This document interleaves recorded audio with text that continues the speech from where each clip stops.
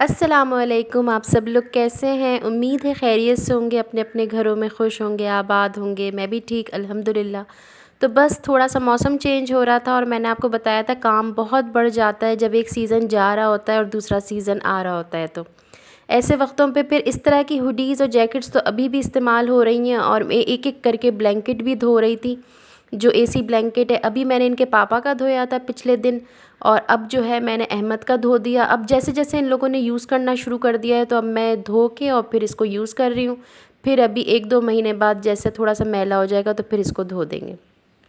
अच्छा ख़ासा गर्म मौसम हो रहा है, मतलब हमारी तरफ तो धूप नहीं है, लेकिन देखें धूप बहुत आगे तक आ गई है। पहले यही धूप थोड़ी पीछे तक थी, और जैसे जैसे गर्मियाँ और बढ़ती जाएंगी ना, ये धूप और हमारे घर की तरफ बढ़ती जाएगी। लेकिन ऐसा मौसम है कि कपड़े वपड़े आराम से सूख जाते हैं दिन दिन के अंदर।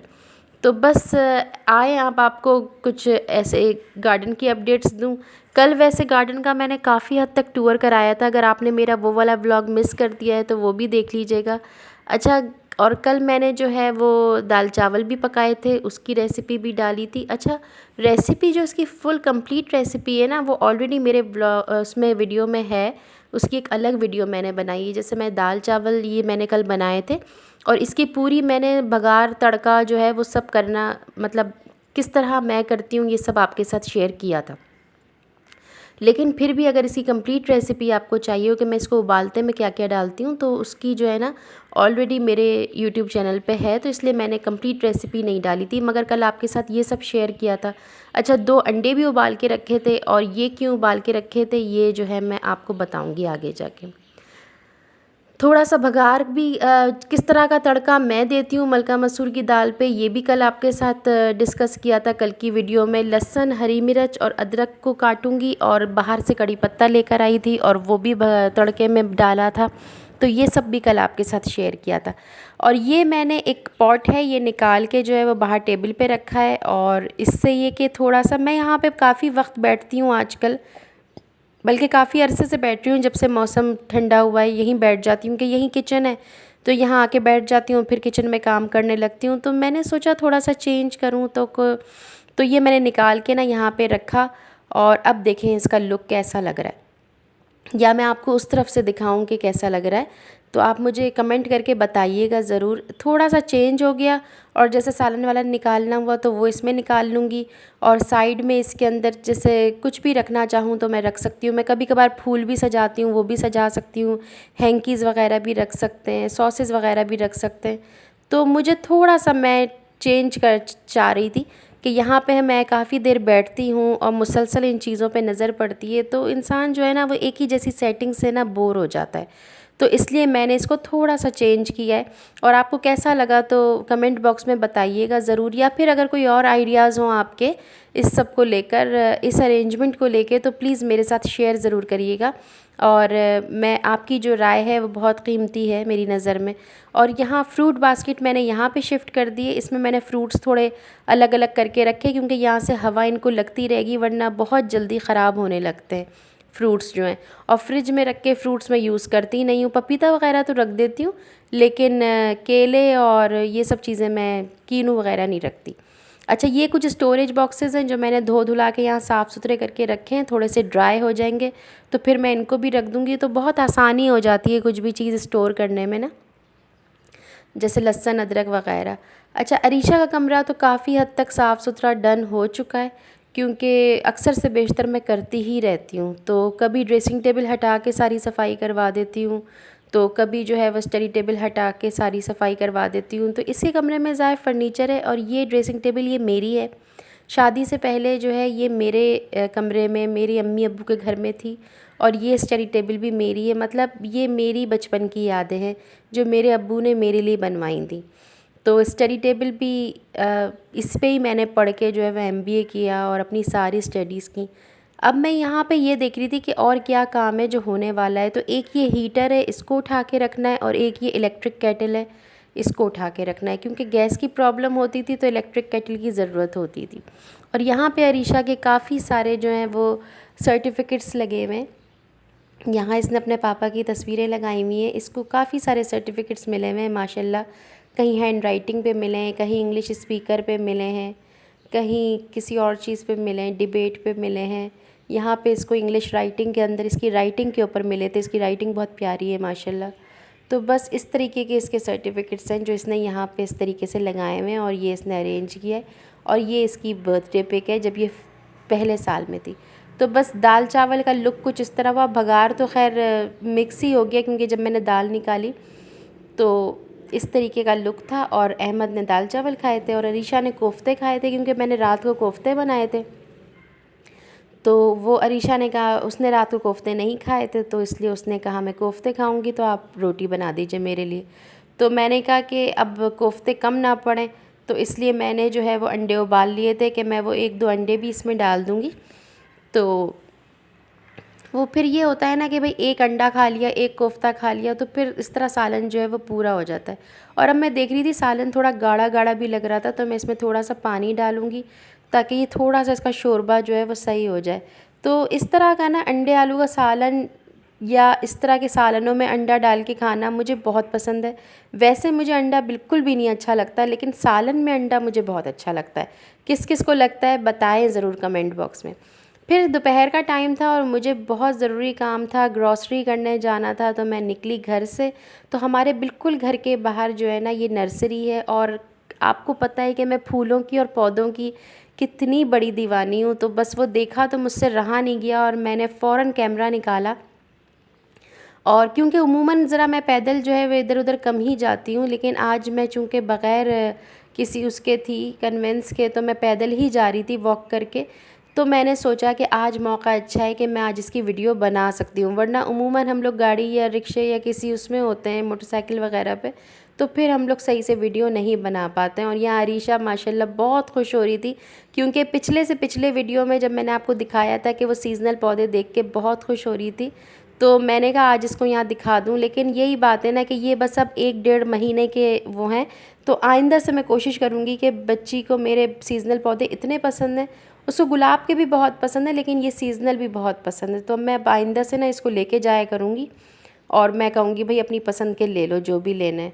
तो हम चूँकि 2-3 महीने के लिए, तो पहले तो मैं इन पे बहुत पैसे खर्च करती थी, सीज़नल पौधों पे मैं बहुत पैसे लगाती थी। मगर फिर जब मैंने देखा ना कि बस ये 1-2 महीने के मेहमान होते हैं, तो फिर मैंने कहा बजाय इन पे पैसे लगाने के मैं कोई प्रोडक्टिव काम करूँ, मैं कोई तामीरी काम करूँ, किसी ऐसे पौधों पे पैसे लगाऊँ जो पूरा साल रहें। लेकिन बच्चों की ख्वाहिशों को और बाग़ की खूबसूरती को मद्देनज़र रखते हुए तो मैंने सोचा कि चलो अगले साल से इंशाल्लाह मैं जाके ना उसकी पसंद की पनीरियाँ, बहुत प्यारे प्यारे फूल थे, बहुत खूबसूरत, लेकिन ये सब सीज़नल हैं, ये बस 2 से 4 महीने ही रहते हैं। हाँ, ये देसी गुलाब है इस तरीके का, तो ये फिर भी चल जाता है, लेकिन पिछले दिनों मेरे 3-4 गुलाब ख़त्म हुए और उमूमन ख़त्म हो जाते हैं। और ये जो इंग्लिश रोज़ है ना, ये तो चलते ही नहीं हैं, ये बस इन लोगों के पास तो चल जाते हैं, क्योंकि इन लोगों के यहाँ बेइंतहा धूप है। ये लोग 2-2 दफ़ा पानी डालते हैं और स्प्रे भी करते हैं, मतलब बहुत अच्छा ख्याल रखते हैं। ज़ाहिर वो लोग प्रोफेशनल हैं, तो वो लोग उसी हिसाब से ख्याल रखते हैं। अब हमारे यहाँ के गार्डनर्स या हम लोग इनका इतना ख्याल नहीं रख पाते, लेकिन देख के इतनी राल बह रही थी, इतना दिल चाह रहा था, यकीन करें दिल चाह रहा था सुजुकी ट्रक भर के ना ये सारे पौधे और अपने घर में ले जाऊं। क्योंकि अभी मेरे घर में फूलों की बहुत कमी महसूस होती है मुझे, क्योंकि कोई भी बस सिवाय गुलाब के फूलों के, अभी तो गर्मियाँ आ गई हैं ना, हिबिस्कस के फूल माशाल्लाह लद जाएंगे इंशाल्लाह, लेकिन इस तरीके के फूल नहीं है कोई। बहुत प्यारे लग रहे थे, और अगर मैं पैदल ना होती तो मैं शायद 1-2 तो उठा ही लेती, लेकिन बस वो मुझे यहाँ से जाना था ग्रॉसरी करने, तो बस हम लोग देख देख कर ही खुश हो गए। बहुत प्यारे लग रहे थे। अच्छा, यहाँ पे ना ये मटके वाला और लकड़ी वो मिट्टी के बर्तनों वाला आदमी है, वो यहाँ उमूमन खड़ा होता है, तो उसके पास मैं देख रही थी दही जमाने के लिए, क्योंकि गर्मियाँ आ रही हैं और रमज़ान आ रहे हैं और दही का इस्तेमाल आपको पता है बहुत होता है। तो मैं, और दही कभी कभार मिलता भी नहीं है, और दही रोज़ ही यूज़ होता है, सहरी में भी इफ्तारी में भी।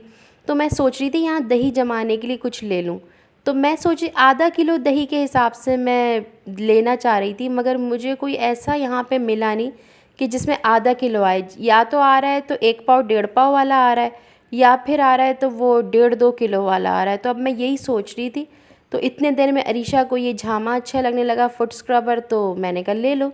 बहुत प्यारा सा था, पाँव सा बना हुआ था। तो मैंने कहा चलो इसमें टांगने का भी है कि आप इसको आराम से टांग सकते हैं कहीं पे। तो मैंने कहा ठीक है ले लो, तुम्हारी मर्ज़ी। इससे बहुत अच्छे साफ़ हो जाते हैं सारे स्क्रबर्स अपनी जगह, लेकिन जो ये मिट्टी वाले के होते हैं ना, इसकी बात ही और होती है। और इससे ना बिल्कुल आपकी जो हील्स हैं वो डैमेज भी नहीं होती, बहुत अच्छा इसका रिज़ल्ट होता है। ये वाला मैं देख रही थी प्याला, लेकिन इसमें ना आधा किलो नहीं आएगा। तो फिर मैंने इरादा चेंज कर दिया। और अभी मैं लेके जाती भी कैसे, क्योंकि अभी तो मैं ग्रॉसरी करने जा रही थी। अगर मैं इतना बड़ा लूँगी भी तो फिर मैं वापसी में ही लूँगी। तो बस यहाँ पे हम लोग कंघे लेने लगे। उमूमन मैं जब भी आती हूँ अरीशा के बग़ैर, मैं इस पोर्शन से बिल्कुल आगे निकल जाती हूँ। कभी मेरा ध्यान ही नहीं पड़ा कि मुझे भी अपना कंघा लेना है, और मेरा कंघा टूट चुका है। लेकिन आज जब अरीशा यहाँ पे रुकी ना, तो फिर मुझे भी ख्याल आया। उसने कहा मामा आप भी अपने ले लें, आपका भी तो टूट गया है। मैंने कहा हाँ, मैं तो हमेशा भूल जाती हूँ। तो बस कुछ टूथब्रशेज़ लेने थे, वो यहाँ पसंद कर रही थी, कुछ बिस्किट्स वगैरह लिए। तो मुझे ना बहुत शर्म आ रही थी यहाँ पे वीडियो बनाते हुए, क्योंकि लोग जो है ना, वो जब भी हम जाएं वो लोग वहाँ आ जाते हैं। तो मुझे बहुत शर्म आ रही थी। लेकिन खैर मुझे कुछ ज़रूरी चीज़ें लेनी थी, और अपने हस्बैंड के लिए, अपने बेटे के लिए वॉलेट्स वगैरह लेने थे, उनके लिए परफ्यूम वगैरह लेना था। तो इसलिए मुझे जो है वो जाना था, और मैं हल थोड़ी थोड़ी वीडियो ही बना पाई। अच्छा, अब मैं क्या क्या लेकर आई उसकी वीडियो दिखाऊं कि ये मैं एक परफ्यूम लाई थी अपने हस्बैंड के लिए, और ये मैं एक वॉलेट लाई हूँ अपने बेटे के लिए, छोटा सा सॉफ्ट सा, क्योंकि वो वॉलेट रखना बहुत पसंद करता है। और उसके पास एक पुराना वॉलेट था, मगर वो बहुत ही मतलब इतना अच्छा नहीं था, उसका दिल भर चुका था उससे, चीप सा था थोड़ा। तो मैं उसके लिए एक बहुत ही प्यारा सा वॉलेट लेकर आई। और ये वाला जो मैं लाई, ये अपने हस्बैंड के लिए लाई। अभी पिछले ही दिनों मैंने उनको वॉलेट गिफ्ट किया था, मगर वो उनके ना साइड पॉकेट पे तो आ जाता है, बैक पॉकेट पे नहीं आता। तो उनको ऐसा चाहिए था जो बैक पॉकेट पे आसानी से आ जाए। तो इसलिए मैं ये लाई। ये बहुत प्रिसाइज सा, पतला सा, और इतना लाइट वेटेड है, और लाइट वेट है, और बहुत मतलब बहुत अच्छे लगे मुझे वॉलेट्स यहाँ पे। और ये जो है ये अरीशा के लिए मैं लेकर आई। अरीशा साथ ही थी, तो उसने और मैंने पसंद करके ये फ़ेस वॉश लिया है। ये आजकल ऑयली स्किन बहुत हो जाती है गर्मियों की वजह से। और कुछ टूथब्रशेज़ लिए, ये मेरा टूथब्रश है, और ये इस तरीके का ना लकड़ी का बेम्बू टूथब्रश सॉफ्ट वाला, ये मैंने अरीशा के लिए पसंद करा। और काफ़ी दिनों से मैं अरीशा के लिए लेना चाह रही थी, मगर आज अरीशा थी तो उसने ख़ुद ही कहा कि हाँ मैं ये लूँगी। कुछ टिश्यू पेपर्स लिए, वो ख़त्म हो गए थे। और ये वाले हमने कोम्स लिए। ज़रा इस तरह का कोम जो है वो नहा के, जैसे बाल जब गीले होते हैं, जब शावर करके आएँ, तो फिर इस तरीके के कंघे से बाल सुलझाती हूँ मैं। मेरा ये वाला कंघा बिल्कुल टूट गया था, तो ये लिया। और अरीशा जो है वो अपने ब्रेड्स वगैरह बनाती है, तो उसको जो है वो ऐसा चाहिए था, तो उसने ये वाला लिया, और बहुत रीज़नेबल प्राइस में मिल गया। अगर आप लोग कहेंगे तो मैं प्राइस शेयर कर दूँगी। वैसे तो इसकी कोई ख़ास इतनी ज़्यादा मुझे भी नहीं पता इसकी प्राइसेस क्या है। और ये हमने जो हमारे बच्चों को बेइंतहा पसंद है कोरियन नूडल्स, तो ये बच्चों ने कोरियन नूडल्स लिए। अरे अहमद को तो मैं घर पे ही छोड़ के गई थी। अच्छा, ये मैं लेकर आ गई खीर, हालांकि मैं लेने गई थी रसमलाई, लेकिन खैर कोई बात नहीं। और काला नमक बिल्कुल ख़त्म हो गया था, क्योंकि हम लोग फ्रूट्स के साथ काला नमक लेते हैं। ज़ीरा बिल्कुल ख़त्म हो गया था, तो मैंने ज़ीरा ले लिया। और इमली जो है वो मैंने थोड़ी फ्रीज़ कर दी थी, मगर मैं थोड़ी और ले आई। इसको भी मैं थोड़ा सा ना क्यूब बना के रख दूँगी। हल्दी ख़त्म हो गई थी। चीनी मेरे पास थोड़ी थी, तो मैं थोड़ी और चीनी लेके आ गई। और दालचीनी मेरे पास बिल्कुल ख़त्म हो गई थी। तो इस तरह का घर का सामान, टोमेटो केचप और ये सब चीज़ें थोड़ा बहुत सामान मैं ले आई हूँ। और ये मैं बच्चों के चौकोज़ लाई हूँ सुबह नाश्ते में करने के लिए, क्योंकि अब थोड़ा सा वेदर चेंज हो गया है, तो बच्चे जो है वो ठंडे दूध में ये डाल के खाना पसंद करते हैं। और प्रिंस के बिस्किट्स ले लिए, ये मोस्ट फेवरेट हैं मेरे बच्चों के, चॉकलेट वाले। और अहमद शौक़ से देख रहा है कि मामा आप मेरे लिए क्या क्या लेकर आई हैं, तो वो अपने वॉलेट देखकर इतना खुश हो गया। और ये मैं चॉकलेट, अरीशा ने चॉकलेट ली थी, तो ये दोनों बच्चे हाफ़ हाफ़ करके खाएंगे, क्योंकि और हमें मालूम नहीं था कि ये चॉकलेट कैसी होगी, पता नहीं अच्छी हो कैसी हो, इसलिए एक ही ली। और ये कप्स लिए हमने, और ये मैंने अपनी हेल्पर के लिए लिए हैं, उसको ज़रूरत थी। तो उसने कहा था बाजी अगर आपसे हो सके तो आप ले आइएगा, नहीं तो फिर मुझे पैसे दे दीजिएगा तो मैं ले आऊँगी। तो मैंने देखे तो मुझे ये अच्छे लगे, बहुत अच्छे लगे।